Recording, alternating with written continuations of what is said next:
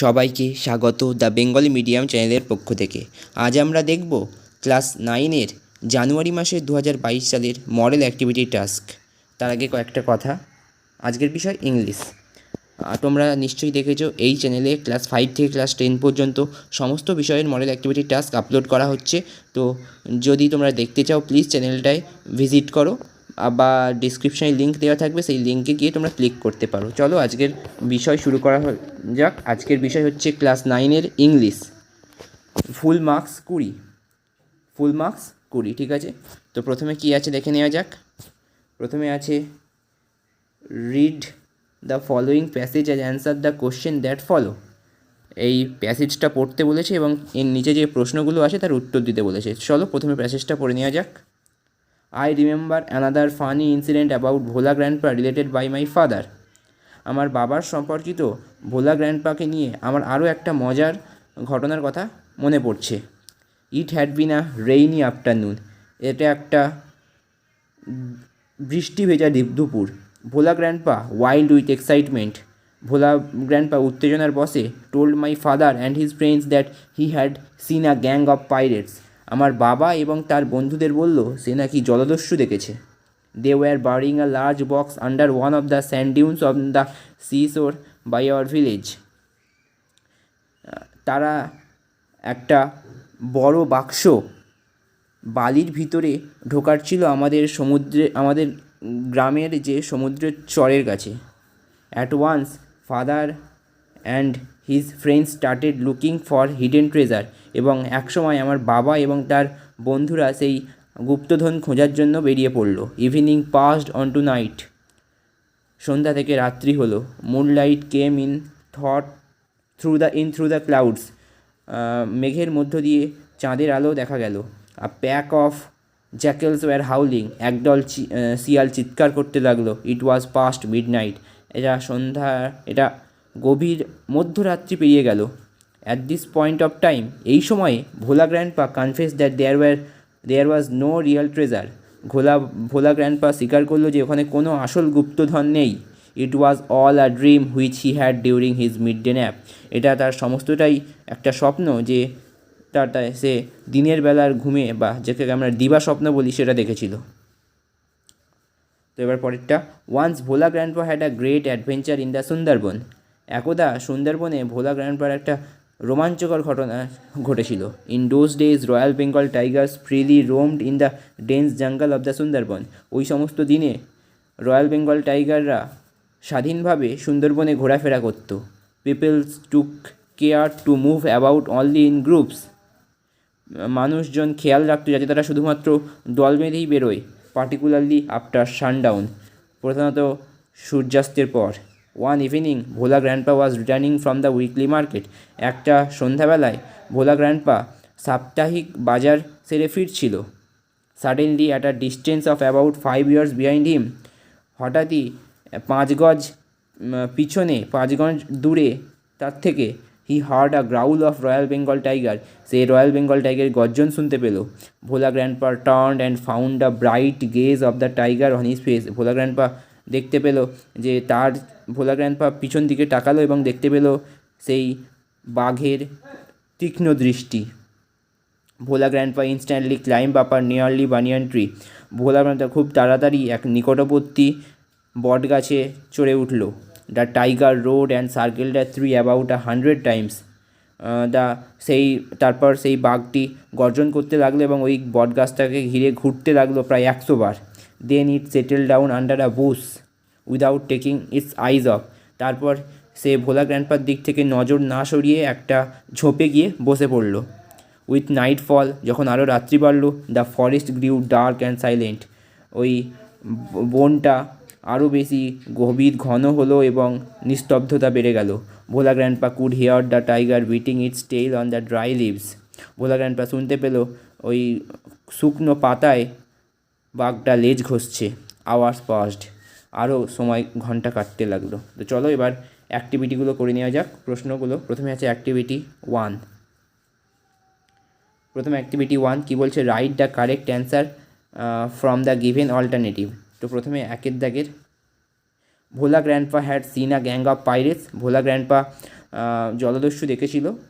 Option আছে A at the seashore, B in the forest, C at the river bank, D in his midday nap. তো এর উত্তর কী হবে? এর উত্তর হবে D in his midday nap, কারণ ভোলা গ্র্যান্ডপা তার মিড ডে ন্যাপেই গ্যাং অফ পাইরেটসকে দেখেছিল। এবার 2 দাগের, after sunset people use to go out of door in groups because of. সানসেটের পরে মানে সূর্যাস্তের পরে মানুষজন দল বেঁধে বেরোতো, তার কারণ কি? অপশান এ আছে রবার, অপশান বি আছে স্নেকস, অপশান সি আছে royal Bengal tiger, option D আছে পাইরেটস। তো এখানে আমরা কি জানি? রয়্যাল বেঙ্গল টাইগারের ভয়েই মানুষ দল বেঁধে বেরোতো, তাই অপশান হবে সি এখানে। এবার 3, on seeing the tiger Bhola grandpa climbed up the. বাঘকে দেখে ভোলা গ্র্যান্ডপা কোন গাছে উঠে গিয়েছিল? A neem tree, B banyan tree, C mango tree, D banana tree. তো আমরা জানি বট গাছ অর্থাৎ বানিয়ান ট্রিতে উঠে গিয়েছিল, তাই এখানে অপশান হবে বি। তো এই গেল আমাদের অ্যাক্টিভিটি 1। এবার চলো আমরা পরের অ্যাক্টিভিটি দেখে নিই। পরের অ্যাক্টিভিটি 2 আছে, যেটা অ্যান্সার দ্য ফলোয়িং কোশ্চেন্স। তো প্রথম 1 নাম্বার কোশ্চেন্স কী বলছে? What were the pirates doing when Bhola grandpa saw them. সেই জলদস্যুগুলো কী করছিল যখন ভোলা গ্র্যান্ডপা তাদের দেখলো?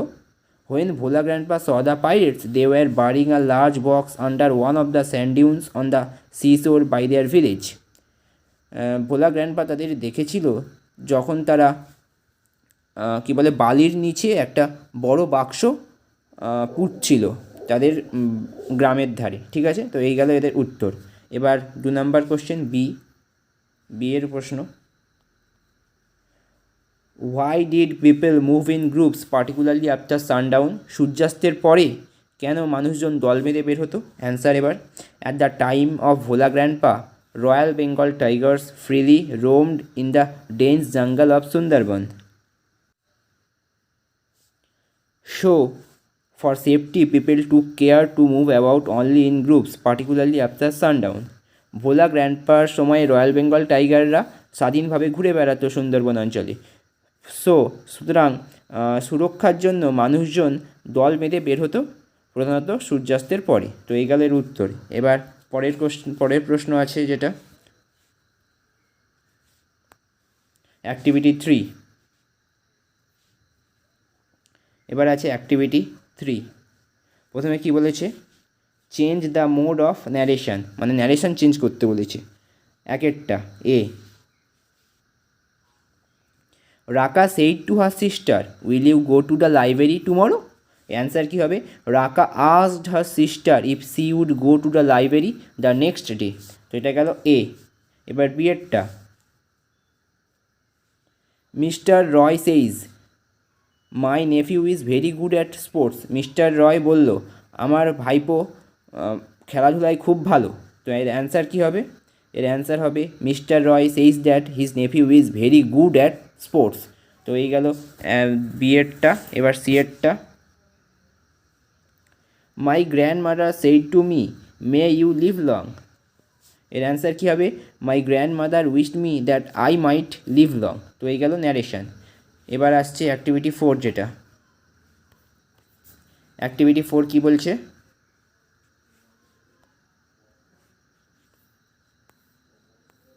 অ্যাক্টিভিটি 4 এখানে কী বলছে দেখা যাক। অ্যাক্টিভিটি 4 বলছে,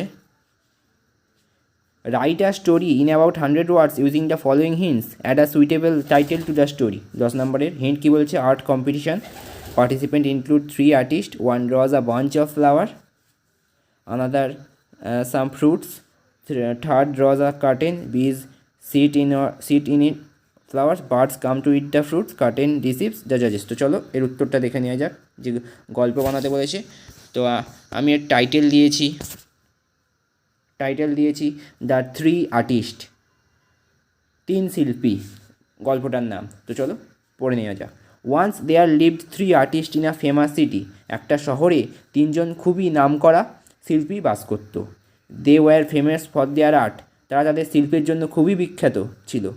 দে ওয়ার পারফেক্টলি স্কিল্ড। তারা খুবই দক্ষপূর্ণ ছিল। Each praised oneself claiming he was the best artist among them. সবাই নিজেকে বেস্ট বলে মনে করত, বেস্ট শিল্পী। One day they decided to have a fair competition to find out who was the best. একদিন তারা ঠিক করলো যে একটা কম্পিটিশান মানে প্রতিযোগিতা করা যাক যে কে সব থেকে ভালো শিল্পী। There was a good prize for the winner, এর যে জিতবে তার একটা ভালো প্রাইজ ছিল। আর জাজ was also appointed to decide the case, একটা ভালো জাজ ঠিক করা হলো। The competition started on the time, competition time মতো শুরু হলো। ওয়ান আর্টিস্ট পেইন্টেড ফ্লাওয়ার্স, একজন ফুল আঁকলো। The second painted a fruit, একজন ফল আঁকলো। And the third painted a curtain, আর একজন পর্দা আঁকলো একটা। পরে দেখা যাক, দ্য জাজ observed and evaluated them deeply, judged ভালোভাবে সেটা পর্যবেক্ষণ করলো এবং খুব ভালোভাবে পরীক্ষা করলো। First he observe the flower on which a bee was sitting, প্রথমে সে দেখলো একটা ফ্লাওয়ার যার উপরে বি মানে মৌমাছি বসে আছে। Then he observed the fruit which a bird there to eat, তারপর যে ফ্রুটটা এঁকেছিল সেটা এতই সত্যিকারের মনে হয়েছিল যে তার উপরে একটা পাখি এসে বসলো ওই ফলটা খাওয়ার জন্য। Then he observed the fruit, both of the picture were very natural, সেগুলো খুবই প্রাকৃতিক মনে হচ্ছিল আসল ফুল আসল ফল। হি প্রেজ দেম, তাদের দুজনেরই প্রশংসা করলো। দেন হি অবজার্ভ দ্য কার্টেন, তারপর সে পর্দাটাকে পর্যবেক্ষণ করলো, মানে যে 3 নাম্বার যে এঁকেছিল। It was so natural that he tried to open it to enter the room, এটা এতই আসল বলে মনে হচ্ছিল যে ওই জাজেসটা সেই পর্দা সরিয়ে রুমের ভিতরে ঢোকার চেষ্টা করছিল, যে এত ভালোই ছবি এঁকেছে যে আসল পর্দা মনে হচ্ছে। It was so natural that he tried to open it and to enter the room. The flower was able to deceive the insect, ওই ফুলটা একটা পতঙ্গ মানে মৌমাছিকে ধোকা দিতে পারবে। The fruit deceive the bird, ওই যে ফলটা দ্বিতীয়জন এঁকেছিল সেটা একটা পাখিকে ধোকা দিতে পারে। And the curtain was able to deceive an intellectual man like him, এবং যে তৃতীয় ব্যক্তি এঁকেছিল যে পর্দা, সেটা একটা জাজেসকে ধোকা দিতে পারে। তাহলে ভাবো কত 3 নাম্বারটা কত ভালো। দ্য জাজ realise that the picture of the curtain was most natural among them, এবং এর থেকেই জাজটা বুঝতে পারলো যে 3 নাম্বার যে কার্টেন মানে যে পর্দা এঁকেছিল সেই সব থেকে ভালো। That's why it was declared the first, সেই তৃতীয় ব্যক্তিকে ফার্স্ট করে দেওয়া হলো, মানে উইনার জিতিয়ে ঘোষণা করা হলো। Das the third artist was able to get the prize, এবং ওই 3 নাম্বার আর্টিস্ট প্রাইজ পেয়ে গেল। তাই এর মোরালটা কি? A fair justice is natural and intellectual, এটা হলো এর মোরাল। তো এই হলো তোমাদের গল্প স্টোরি 10 নাম্বারের। তো তোমাদের যদি ভালো লাগে তবে প্লিজ চ্যানেলটিকে লাইক শেয়ার এবং সাবস্ক্রাইব করবেন। Thank you.